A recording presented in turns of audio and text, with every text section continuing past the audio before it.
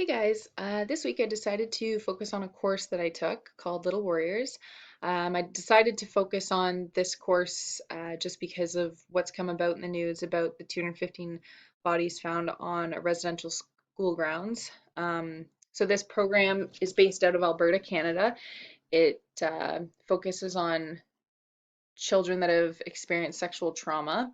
Um, the founder actually experienced sexual abuse when she was younger, so uh, it's pretty close to home for her. And I think she seems to really, this isn't about like a money grab or like strictly money. She really is trying to like make a difference in the world. And I think that's pretty awesome. So this course, I'll add it to when I post the video, I'll add the link if you guys want to do it. It's a 90-minute course. You get a certificate at the end to say you completed it.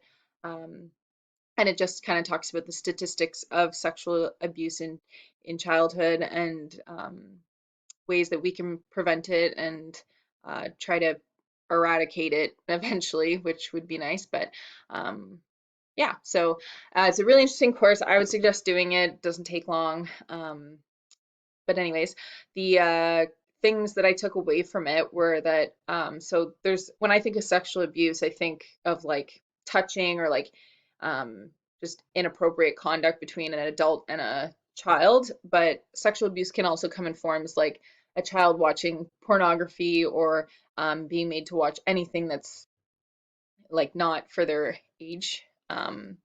So I thought that was pretty interesting. And so because sexual abuse is much larger than just the like part where the sexual acts are happening, it says that approximately 1 in 3 uh, girls will experience sexual trauma in their childhood, and 1 in 6 males will experience sexual trauma in their childhood.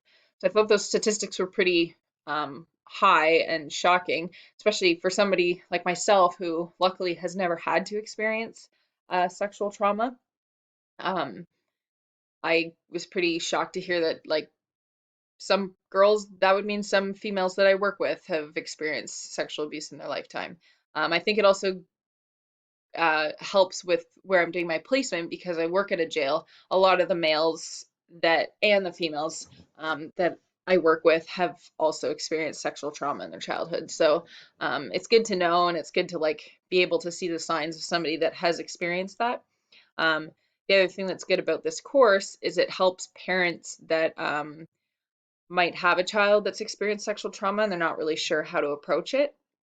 So this program offers this course and some other information um, about how to approach that situation with their child.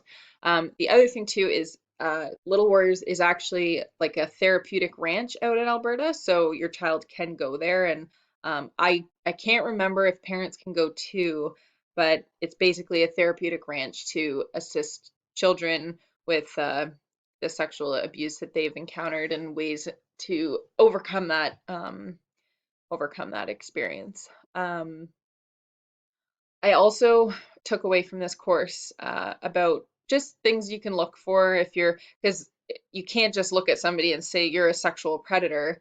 Um, but there are things that might trigger you to think that somebody might be trying to keep secrets, because that's what one therapist said in the course is that there's a difference between an adult and a child relationship where they want to keep secrets or they want to keep surprises, because secrets are infinite and they can continue, whereas a surprise will eventually have an end. So if an adult is telling a child that this is our little secret, that's a good sign that there's some sort of abuse or inappropriate relationship happening there. But if a parent's saying, um, this is a surprise, we know that eventually it's going to come out. So that's why there's a difference between a birthday. So there's no such thing as a birthday secret, only birthday surprises. So I thought that was really like a interesting way to look at it. And I think that's something that I'll remember for future if I ever encounter a situation like that, which I hope I don't. But um, yeah, so I think that was really interesting to know. The other thing too is the course is based out west, which um, is where Kamloops, BC is, and that's where this information has come to light about the 215 bodies being found on the residential school grounds. Um, some of the survivors of sexual abuse that were interviewed on this course are residential school survivors. So it's interesting to see how that all residential schools, the children there experienced physical and sexual, emotional, all kinds of abuse.